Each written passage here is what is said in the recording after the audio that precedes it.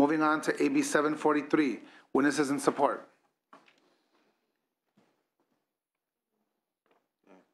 You can just come up here. Not working. The batteries. Thank you, Mr. Chair. Members of the committee, Jessica Bartholow with the Western Center on Law and Poverty. We are the sponsors, co-sponsors of the bill. I wanted to clarify a piece of the law in anticipation of the Department of Finance oppose, which we just saw this afternoon.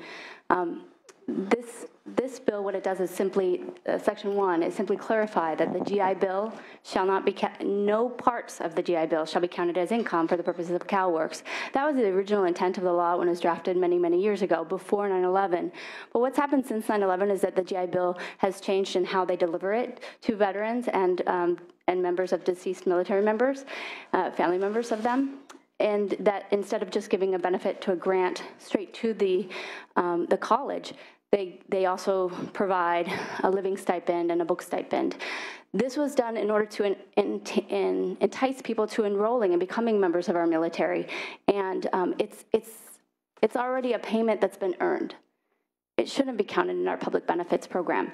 And so I just wanted to clarify that. It shouldn't be treated like other grants or payments. It is uniquely the GI Bill, a payment already earned and should be completely exempt. This bill simply clarifies that. Thank you. Witnesses in opposition. Finance. We are opposed to this bill because it expands and increases general fund costs in the CalWORKs program, placing additional pressure on the state's budget. Current law allows educational loans and grants provided by the DVA when used toward education to be excluded as income for purposes of determining CalWORKs eligibility. The bill expands the types of benefits provided by the DVA to be excluded as income regardless of their use for CalWORKs eligibility determination. To the extent that a portion of the DVA benefits are currently counted as income because they are not specifically used toward education, and the bill changes that, the bill would result in increased CalWORKs grant payments for families receiving DVA non-education related benefits. Additionally, as some families may currently be denied CalWORKs eligibility due to all or a portion of their DVA benefits being counted as income, it could increase the number of families entering the program. Thank you. Comments or questions from committee? Senator Nielsen. Mr. Chairman, this is moving pretty fast, and I do have to say I'm going to take a very careful look at this. I have a little different take on that point, ma'am, because I was sitting in that front row many years ago with Senator Garamendi and Roberti when we were trying to pass the GAIN program, which became CalWORKs.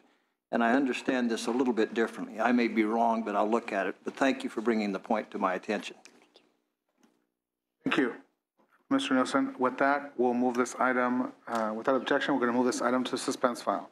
Moving on to AB 1351. Witnesses in support. Witnesses in opposition. Finance. Department of Finance is neutral on this bill because it provides individuals the ability to participate in a drug diversion program, thereby reducing the number of individuals entering jails and prisons. Thank you. Comments or questions from committee? Seeing and hearing none, without objection, we'll move this item to the suspense file. Moving on to AB 1352, witnesses in support, witnesses in opposition. Finance. We're opposed to this bill because to the extent that there is a significant number of individuals who request to withdraw their pleas, there's potential for the bill to result in additional costs to the courts. Thank you. Comments or questions from committee? Seeing and hearing none, without objection, we'll move this item to the suspense file. Moving on to Senator Rendon's items, beginning with AB 530, witnesses in support. Witnesses in opposition. Finance. The Department of Finance is opposed to this bill because it's unnecessary. To meet its mission, the San Gabriel and Lower Los Angeles Rivers and Mountains Conservancy already coordinates and partners with the federal and local government agencies, coordinating organizations, businesses, and nonprofit organizations. The Natural Resources Agency indicates costs would be minor and absorbable. The Conservancy, however, estimates a minimum of 24 hours per month to be divided among several staff at an approximate total cost of $23,000. The Department of Finance notes that the 2015 Budget Act provides $300,000 in 2 positions to support and $10 million for local assistance in Proposition 1 funding. We also note that any requests for additional resources would be reviewed during the annual budget development process. Thank you. And just to clarify for Senator Bell, there is a Los Angeles River. There is.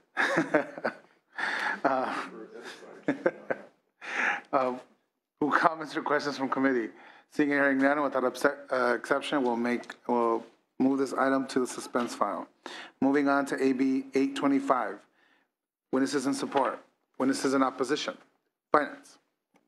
According to the PUC, the bill requires 15.5 positions and $7.3 million from the PUC Utilities Reimbursement Account to re-examine PUC confidentiality practices, conduct proceedings, address constituent concerns, and develop 2 IT systems to support the bill's requirements. We would note that the cost noted for the IT systems goes beyond the requirements of the bill, as the bill requires the PUC to post to the PUC website any documents distributed to any service of process list, not to create the systems. PUC says it has already completed the studies for the IT systems, and so it looks like those are already in the works. Any request for additional resources would be evaluated as part of the budget development process. Thank you. Questions or comments from committee? Seeing and hearing none, without objection, we'll move this item to suspense file. Moving on to Assemblymember Beth Gaines' item, AB 572. Witnesses in support. Witnesses in opposition. Finance. The Department of Finance is opposed to this bill because it's unnecessary and results in non-absorbable general fund costs.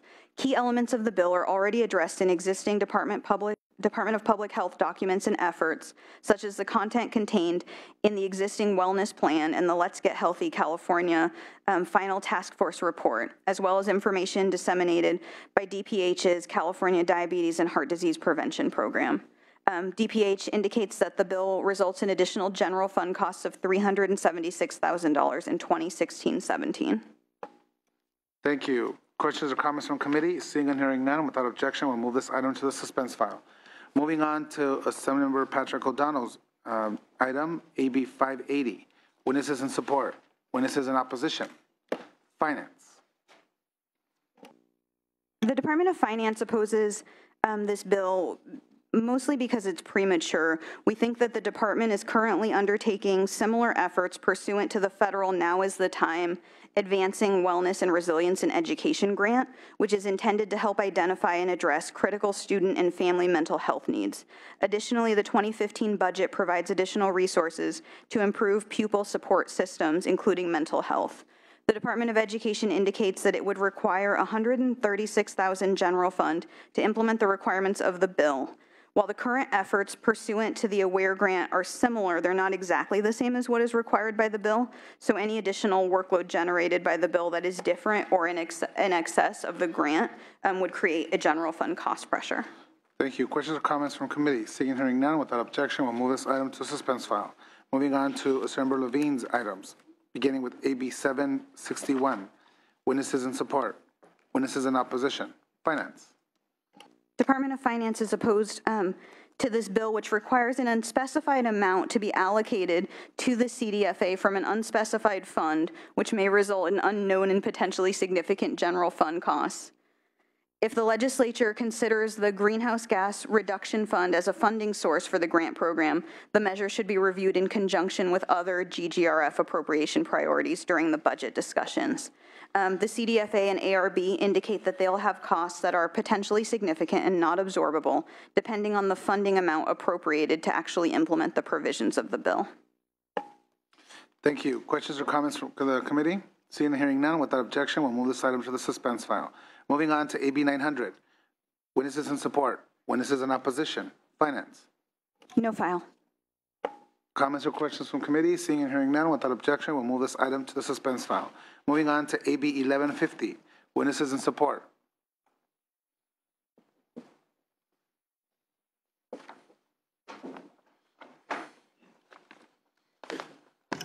Christian Molina on behalf of Sierra Club California in support.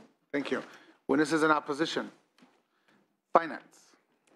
The Department of Finance is neutral on this bill as it updates the structure of the existing UC and CSU energy efficiency partnership to create an integrated program across all campus facilities and to provide for energy efficiency projects that will ultimately deliver ongoing savings. Comments or questions from committee? Seeing and hearing none, without objection, we'll move this item to the suspense file. Moving on to Assemblymember Reggie Jones Sawyer's items, beginning with AB 610. Witnesses in support. Witnesses in opposition. Finance.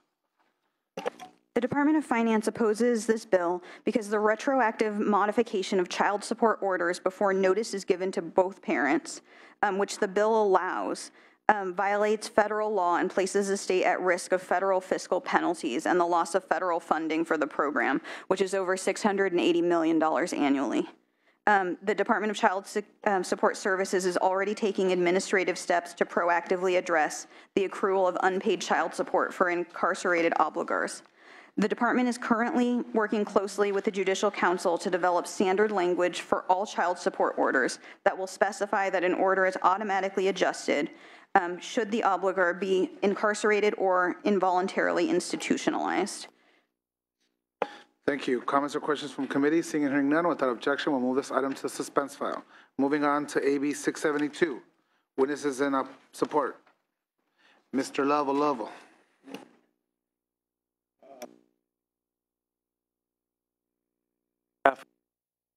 Association for Los Angeles Deputy Sheriffs, Association of Deputy District Attorneys, California Association of Code Enforcement Officers, California College and University Police Chiefs, California Police Chiefs Association, California Narcotic Officers Association, Los Angeles Police Protective League, LA Probation Officers, Riverside Sheriff's Association, all in support of this good sense bill. Thank you. And just showing off all your clients, huh? Witnesses in opposition. Finance. We don't have a position on this bill, but we do note costs to both CDCR and DMV. CDCR estimates an average daily cost of $100 general fund per individual, or $18,000 for 6 months and $36,000 for 1 year to provide transitional services to a wrongfully convicted person utilizing current parolee program standards based on a housing component and 1 ancillary service. The Department of Motor Vehicles reports that it would incur one-time motor vehicle account costs of $15,000 to program new fee waiver codes into its system and to promulgate regulations at a minimum to define wrongfully convicted and to establish a process to verify eligibility. Thank you. Questions or comments from committee? Seeing and hearing none, without objection, we'll move this item to the suspense file. Moving on to AB 1012.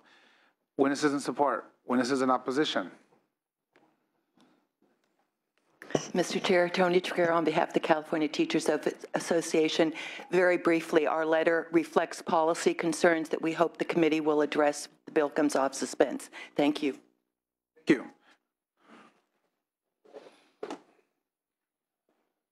Mr. Chair, if I may, Ed Voice is in support. Brendan Tuig on behalf of them. Sorry about that. It's okay. Thank you. Finance. Department of Finance is opposed to this bill because it creates a reimbursable state mandate, likely costing in the tens to hundreds of $1,000s of Prop 98 general fund by requiring schools to adopt specific complaint procedures relating to new enrollment requirements and to maintain written documentation certifying that conditions allowing certain enrollments have been met. Further, the bill creates about $800,000 in ongoing non-Prop 98 general funds for the department to support the increased requirements. Thank you. Comments or questions from committee? Without objection, we'll move this item to suspense file. Moving on to AB 1301. Witnesses in support. Witnesses in opposition. Finance. No file. No file. Comments or questions from committee? Seeing and hearing none, without objection, we'll move this item to the suspense file. Moving on to Assemblymember Roger Hernandez's item, AB 621. Witnesses in support. Witnesses in opposition. Finance. The Department of Industrial Relations anticipates $900,000 Labor Enforcement and Compliance Fund initially and $850,000 ongoing for staff to review new settlement agreements. The staffing will consist of auditors, field enforcement positions, and attorneys. DIR notes that cost estimates are difficult to make because it's difficult to estimate the number of employers who would utilize the settlement agreement process. And to the extent that the settlement agreement cases could be consolidated, workload hours would go down. EDD anticipates additional unknown tax collection costs, primarily to the Unemployment Administration Fund as a result of this bill. We don't necessarily concur with the current cost estimates, but we would look at them more closely during any request for additional resources during the budget. Thank you. Comments or questions from committee? Seeing and hearing none, without objection, we'll move this item to the suspense file. Moving on to Assemblymember Wagner's item, AB 667. Witnesses in support. Witnesses in opposition. Finance. Department of Finance is opposed to this bill because it results in additional special fund costs that are not included in the administration's fiscal plan. The Department of Business Oversight estimates that it would receive 80 new finder registrations annually. This would result in the need for a corporation's examiner position and annual special fund expenditures of $155,000 in the first year and $153,000 thereafter to manage the workload related to finders' filing requirements. Thank you. Comments or questions from committee? Seeing and hearing none, without objection, we will put this item on the suspense file. Moving on to AB 676 by Assemblymember Calderon. Witnesses in support. Witnesses in opposition. Finance.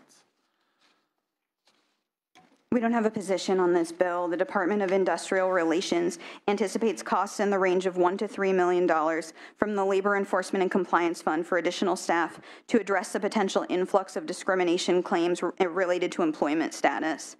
There are approximately 1.5 million unemployed in California. The department notes that even if only 0.001% of potential claimants file, which is the basis for their estimated cost range, a significant staffing increase would be required to process the additional retaliation cases, as the current cases are typically lengthy and resource intensive. Moreover, this bill would give DIR enforcement authority over third-party internet website providers, which is currently not within their area of responsibility or expertise and is expected to further increase costs. Thank you. Comments or questions from the committee? Seeing and hearing none, without objection, we will move this item to the suspense file. Moving on to AB 709. Witnesses in support. Seth Bramble here on behalf of the California Teachers Association. We are a co-sponsor. Charter schools are public schools. The bill simply clarifies that, like all other public schools, a charter school governing board should open up those meetings to the public. Because they get tax funding, they should also make sure that how they're spending those tax dollars are available through the Public Records Act, and because they're here to serve the public, should not have conflicts of interest on their board. We do thank committee staff for the analysis, but would point out that charter schools are reimbursed for state mandates. Lots of districts use the block grant to get their mandates reimbursed. It's a quick, efficient process. We look forward to working with you and urge your support when AB 709 comes off of suspense. Thanks. Thank you. Witnesses in opposition, please come forward.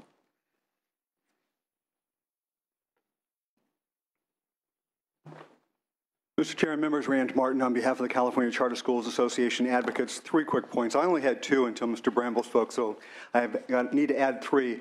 The first one, in response to what Mr. Bramble said, we do not get mandate reimbursements. School districts can get mandate reimbursements. They cannot get them for charter schools. They can get them for themselves. One of the points that the consultant made in the analysis, which absolutely right on, that we don't receive mandate reimbursements, but we do suffer the costs associated with those mandates. It would still be a mandate. We would have to take the money out of the classroom in order to provide the services necessary under this bill. Lastly, I'd just like to point out for the members of the committee that there is a deal to be had on this bill. We've been dealing with this issue for a very, very long time, and it's time to put it to bed. California Charter Schools actually supports 3/4 of the bill. We support the Brown Act, we support the Public Records Act, we support the Political Reform Act. We just don't support 1090. The language that we would support has been shared with your staff, Mr. Chair, and with the author's office. We hope you will consider it. It would do several things. One, it would get CCSA in support of the bill. It would mitigate some of the governor's concerns in his veto of AB 913 last year, and it would substantially reduce the cost of implementing this bill. Thank you. Thank you. Additional witness in support. Mr. Chairman and members, Brendan Tuig on behalf of EdVoice. We're in opposition. We think this bill sends the wrong message to philanthropists, community members who want to support charter schools by providing access to facilities or temporary financial assistance, which we saw when the state when there was billions of dollars in deferrals to school districts and charters. So this sends the message that if you want to do that, we're going to make you a criminal because of the way it's crafted with 1090. So we're in opposition. Thank you. Comments or questions from committee? Senator Nielsen. Mr. Chairman, this kind of gets into policy, but it's appropriate. It just amazes me every year how certain organizations attack charter schools, trying to make them to the standards of mediocrity that public education now has given our children for decades. Charter schools are working. I think that the gentleman's comments there are fruitful, and I would suggest on suspense that the chairman do initiate some negotiation amongst the party to see if there can be an agreement on something. I think that's possible if CTA is willing to make a concession, not just to take a cut and hurt charter schools. Thank you, Mr. Nielsen. Any additional comments or questions? Finance. The Department of Finance opposes this bill because it's unclear that the extensive requirements on charter schools proposed in the bill would reduce charter school financial mismanagement. As has been noted, the bill is nearly identical to last year's AB 913, which the governor vetoed, and there have been no substantive changes to address the veto message. Thank you. Without objection, we'll move this item to the suspense file.